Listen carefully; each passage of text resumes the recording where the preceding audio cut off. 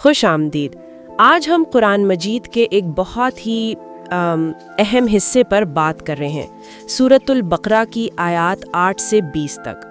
ہمارے سامنے جو ماخذ ہے وہ ان آیات کا ترجمہ اور ایک بہت واضح تفسیر پیش کرتا ہے، لیکن یہ صرف ایک ترجمہ نہیں ہے، یہ ایک کہہ لیں نفسیاتی گہرائی میں اترنے کی کوشش ہے۔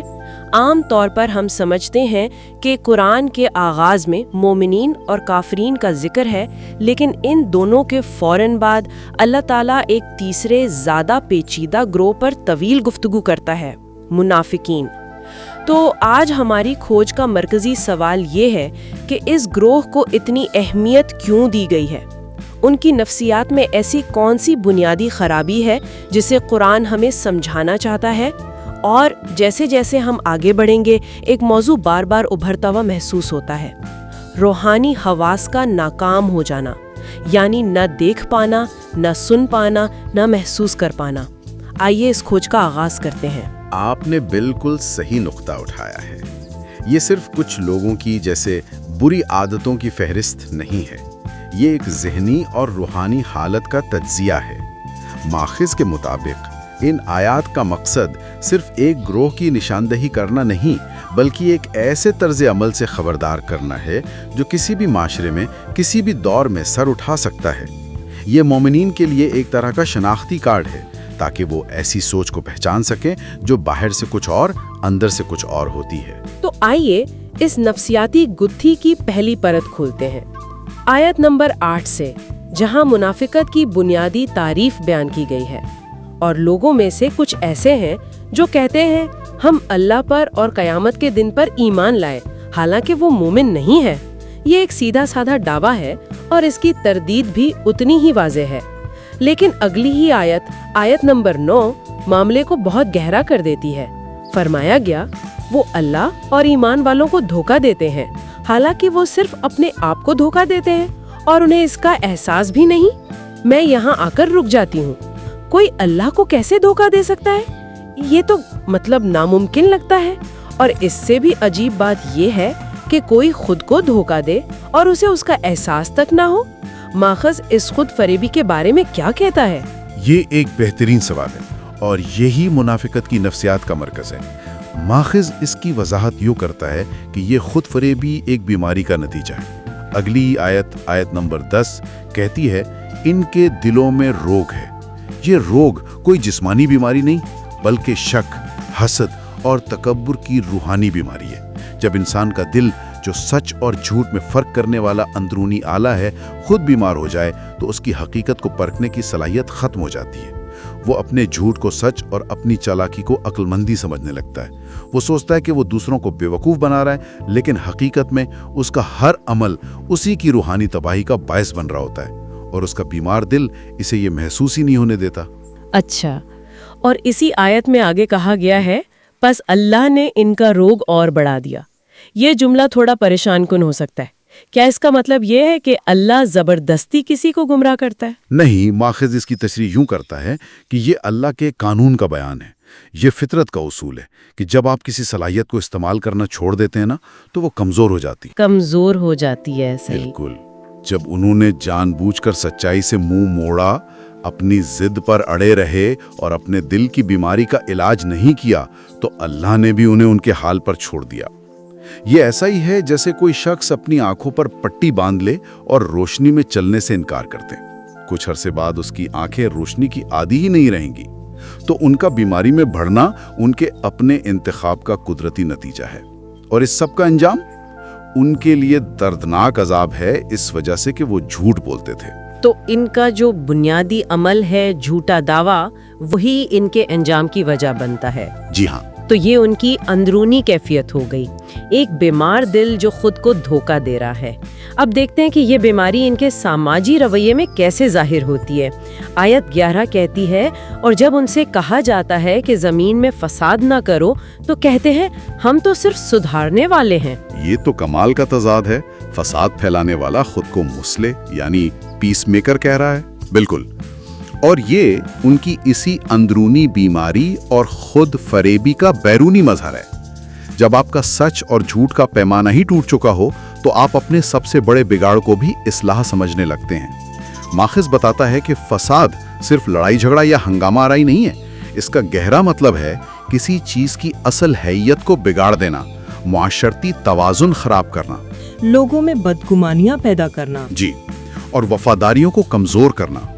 मुनाफिकीन ये सारे काम करते हैं, लेकिन चूंकि उनका नारा बहुत खूबसूरत होता है, हम तो सिर्फ इस्लाह चाहते हैं, इसलिए लोग उनके धोखे में आ जाते हैं। वो अपनी तखरीबी कार्रवाइयों पर अमन और खैरख्वाही का नकाब चढ़ा लेते हैं, और कुरान उस निकाब को फौरी तौर पर उतार देता है। आयत 12 में एक हतमी फैसला सुनाया गया है, सुन लो, असल फसादी तो यही है, मगर उन्हें एहसास नहीं। यहाँ फिर वही लफ्ज आया है, ला यशऊरून, उन्हें शऊर नहीं, वो महसूस नहीं करते। ये हमारे मरकजी ख्याल यानी रूहानी हवास के नाकाम होने की तरफ एक और इशारा है।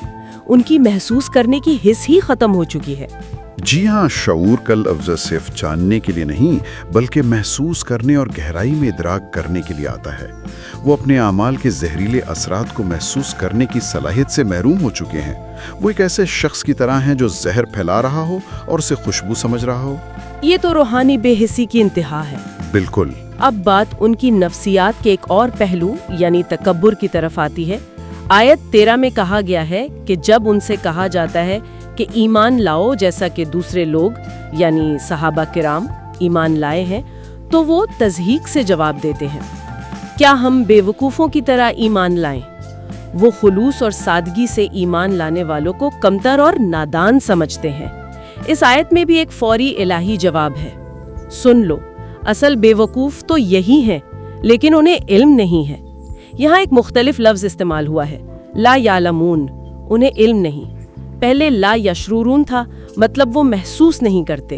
अब ला यालमून है, वो नहीं जानते। क्या इन दोनों में कोई ख़ास फ़र्क है? बहुत गहरा फ़र्क है और माखिज़ इस पर रोशनी डालता है। ला यशऊरून उनकी रूहानी और जज्बाती बेहिसी को ज़ाहिर करता है। वो अपने अमाल के नताइज को महसूस नहीं कर सकते। अच्छा। जबकि ला यालमून उनकी इल्मी और फ़िक्री गुमराही को ज़ाहिर करता है। वो इल्म के सही मायार से ही नावाकिफ़ हैं। वो अपनी दुनियावी चालाकी, जोड़ तोड़ और मुनाफिकत को जहानत समझते हैं और अल्लाह और उसके रसूल की सच्ची पैरवी को बेवकूफ़ी। तो उनकी बीमारी ने न सिर्फ उनके महसूस करने की हिस्स यानी शऊर को ख़त्म किया है, बल्कि उनके जानने और समझने के पैमाने यानी इल्म को भी उल्टा कर दिया है। और ये तकब्बुर और जहालत इनके दोगलेपन में साफ नजर आती है, जिसका जिक्र आयात 14 और 15 में है। माखिज इसे मुनाफिक की सबसे वाज़ेह और अमली निशानी कहता है, डबल फेस होना। आप इस मंजर को तसव्वुर में लाएं जो इन आयात में खींचा गया है। जब वो मोमिनीन की मजलिस में होते हैं तो उनका रवैया इंतहाई दोस्ताना होता है। वो कहते हैं हम ईमान लाए। वो ज़ाहिरी तौर पर मुसलमानों का हिस्सा बनने की हर मुमकिन कोशिश करते हैं, लेकिन जैसे ही वो इस महफिल से उठकर अपने पुराने दोस्तों और हम ख्यालों, जिन्हें कुरान ने यहाँ शयातीन यानी सरकश लीडर कहा है, के पास जाते हैं, तो उनका असली चेहरा सामने आ जाता है। वो फौरन यकीन दहानी कराते हैं। जी, फिक्र मत करो, हम तो हकीकत में तुम्हारे साथ हैं। हम तो उन मुसलमानों से सिर्फ मजाक कर रहे थे, उनकी मालूमात हासिल कर रहे थे। ये सिर्फ झूठ नहीं, ये एक वजूदी बहरान है। उनकी कोई एक मुस्तहकिम शख्सियत ही नहीं है। तो इन्होंने एक सौदा किया, एक तिजारत की, जिसका नतीजा आयत 16 में बयान हुआ है। ये वो लोग हैं जिन्होंने हिदायत के बदले गुमराही खरीद ली।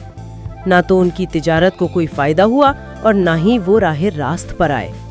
ये तो हर लिहाज से एक तबाहकुन सौदा है। बिल्कुल, उन्होंने सोचा था कि वो चालाकी से दोनों तरफ के फायदे समेट लेंगे, मुसलमानों से भी अच्छे बने रहेंगे और अपने काफिर साथियों के साथ मिलकर उनके खिलाफ साजिशें भी करते रहेंगे। लेकिन कुरान वाज़े करता है कि इस तिजारत में उन्हें कुछ नहीं मिला, ना दुनिया का हकीकी सुकून, क्योंकि उनका दिल हमेशा खौफ और बेचैनी में मुब्तला रहता था, और ना आखिरत की कामयाबी। ये उनकी फिक्री और रूहानी बसीरत के अंधेपन का हतमी नतीजा है। जी, तो अब तक हमने इस बीमारी की तशखीस देखी, दिल का रोग, खुदफरेबी, तकब्बर और दोगलापन। अब कुरान हमें दो इंतहाई ताकतवर मिसालों के जरिए ये दिखाता है कि इस बीमारी में मुब्तला शख्स की हालत अंदर से कैसी नजर आती है। पहली मिसाल आयत 17 में है, एक शख्स जिसने अंधेरे में आग जलाई। ये एक बहुत गहरी तमसील है। तसव्वुर करें, एक शख्स घुप अंधेरे में भटक रहा है। वो कोशिश करके आग जलाता है, जैसे ही आग भड़कती है और उसके इर्द गिर्द का माहौल रोशन होता है, उसे चीजें नजर आने लगती हैं, रास्ता दिखाई देने लगता है, लेकिन ऐन उसी वक्त अल्लाह उससे वो रोशनी छीन लेता है और उसे पहले से भी गहरे अंधेरों में छोड़ देता है। जी, जहां वो कुछ नहीं देख सकता। माखज़ इसकी तशरीह यूं करता है कि ये आग इस्लाम की रोशनी थी जो उन तक कलिमा पढ़ने से पहुंची। उन्हें हक की एक झलक नजर आई, लेकिन उन्होंने उसकी कदर नहीं की बिल्कुल इसे दिल से कबूल नहीं किया, तो वो रोशनी उनसे छीन ली गई। और उसका नतीजा आयत 18 में बयान हुआ। बहरे, गूंगे, अंधे, बस अब वो वापस नहीं लौट सकते। ये तो मुकम्मल तौर पर हवास बाख्ता हो जाने वाली कैफियत है। ये तो हमारे मरकजी ख्याल से बराह रास्त जुड़ता है। ये रूहानी हवास की मुकम्मल मौत है। जब उन्होंने हक बात सुनने से इनकार किया तो वो रूहानी तौर पर बहरे हो गए। जब उन्होंने सच बोलने से गुरेज किया तो वो गूंगे हो गए, और जब उन्होंने हिदायत की रोशनी को देखकर भी नजरअंदाज किया तो वो अंधे हो गए। ये एक जामिद, साकिन और मुकम्मल तारीकी की तस्वीर है। इसमें कोई उम्मीद नजर नहीं आती। ये मिसाल आसमान से बरसती बारिश, गर्ज और चमक की है। ये पहली मिसाल से कैसे मुख्तलिफ है? ये बहुत अहम सवाल है। पहली मिसाल उस मुनाफिक की थी जिसने हक को मुकम्मल तौर पर रद्द कर दिया और अब मुकम्मल तारीकी में है। दूसरी मिसाल माखज़ के मुताबिक उस मुनाफिक की है जो अभी तक तज़ब्ज़ुब का शिकार है। उसका दिल पूरी तरह मरा नहीं है, लेकिन वो शदीद कश्मकश में है। ये एक मुतहर्रिक, डायनामिक तस्वीर है। अच्छा, तो इसके इस्तारे क्या हैं? देखें, तेज बारिश यानी सैयब वो कुरान की वही है जो रहमत बनकर बरसती है। अंधेरे यानी जुल्मात, ये वही के अंदर मौजूद वो शुकूक व शुबहात हैं जो मुनाफिक के दिल में पैदा होते हैं। गर्ज यानी रात, ये कुरान की वो वाइदें और डांट हैं जिसे सुनकर उनके दिल दहल जाते हैं। और बिजली, बर्क, ये कुरान की सच्चाई की वो चमक है जो कभी कभी उनके दिल पर पड़ती है और उन्हें रास्ता नजर आने लगता है। तो उनका रद्द-ए-अमल क्या होता है इस बारिश में? वो मौत के डर से, कड़क की वजह से कानों में उंगलियां ठूंस लेते हैं। वो धमकियों को सुनना ही नहीं चाहते। जी, और आयत 20 में उनके रवैये का खुलासा है जो इनकी मौका परस्ती को बेनकाब करता है। जब भी उन पर रोशनी होती है तो वो उसमें चलने लगते हैं, और जब उन पर अंधेरा छा जाता है तो खड़े हो जाते हैं। ये उनके इस्लाम के साथ मशरूत और मफाद परस्ताना ताल्लुक की बेहतरीन अक्कासी है। बिल्कुल, जब बिजली चमकती है, यानी जब इस्लाम पर अमल करने में कोई दुनियावी फायदा, माले गनीमत, इज्जत या आसानी नजर आती है तो वो चंद कदम चल पड़ते हैं।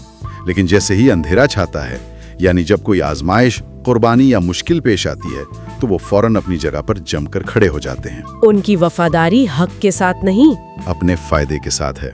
तो अगर हम इस सारी गुफ्तगू को समेटें तो हमने ये सफ़र इस सवाल से शुरू किया था कि मुनाफिक इतना ख़तरनाक क्यों है। माखज़ की रोशनी में जवाब ये मिलता है कि वो इसलिए ख़तरनाक है क्योंकि उसका हकीकत को परखने का पूरा निज़ाम ही ख़राब हो चुका है। उसके रूहानी हवास, सुनना, देखना, महसूस करना, जानना, सब या तो मुर्दा हो चुके हैं या नाकाबिले एतबार हैं। वो एक ऐसी दुनिया में जी रहा है जो उसकी अपनी खुद फरेबी और तकब्बुर ने बनाई है। वो बाहर से दोस्त है मगर अंदर से दुश्मन, और सबसे बढ़कर वो खुद अपनी इस हालत से बेखबर है। बिल्कुल, और इस सारी बहस का सबसे अहम नुक्ता सुनने वाले के लिए खुद एहतसाबी का है। जैसा कि माखिज़ में भी इशारा दिया गया है, इन निशानियों को पढ़ने का मकसद दूसरों पर फतवे लगाना या उन्हें लेबल करना नहीं है। असल मकसद अपने अंदर झांकना है। हमें अपने आप से ये सवाल पूछना है कि क्या हमारे दावों और आमाल में तज़ाद तो नहीं? क्या हम भी दीन पर सिर्फ उस वक्त चलते हैं जब आसानी हो और मुश्किल में पीछे हट जाते हैं? क्या हमारे दिल में भी दूसरों के लिए तकब्बुर या हसद का कोई रोक तो नहीं? ये आयत एक आईना है जिसमें दूसरों को नहीं, खुद को देखना है। ये एक बहुत अहम याद दहानी है। मैं गुफ्तगू का इख्तिताम एक आखिरी सोच पर करना चाहूँगा। इन आयत में जो दो मिसालें दी गई हैं, आग की रोशनी और बारिश की बिजली, दोनों का ताल्लुक हवास से है। देखना, सुनना, महसूस करना। ये इस बात की तरफ गहरा इशारा करता है कि हिदायत और गुमराही सिर्फ फिक्री या फलसफियाना तसव्वुरात नहीं हैं, बल्कि ये ऐसी जिंदा हकीकतें हैं जिन्हें इंसान अपनी रूह से महसूस करता है। इस पर गौर करें कि जब कोई इंसान जानबूझकर अपने रूहानी हवास को बंद करने का फैसला कर लेता है, सच्चाई को सुनने से, देखने से और महसूस करने से इनकार कर देता है, तो उसका अंजाम मुकम्मल तारीकी और बेबसी के सिवा और क्या हो सकता है। दोस्तों, दिल से एक बात, अगर ये वीडियो देखकर दिल में थोड़ी सी हिदायत या अल्लाह का डर लगा हो तो अभी उठाओ हाथ और दिल से नियत करो, या अल्लाह, तेरे लिए ये छोटा सा काम। अभी लाइक कर दो, अभी सब्सक्राइब कर दो और बेल दबा दो। ये बटन नहीं, ये ईमान का सबूत है। अल्लाह देख रहा है, अभी कर दो, कल पछतावा ना हो। जज़ाकल्लाह। अल्लाह आपके दिल को हमेशा रोशन रखे। आमीन।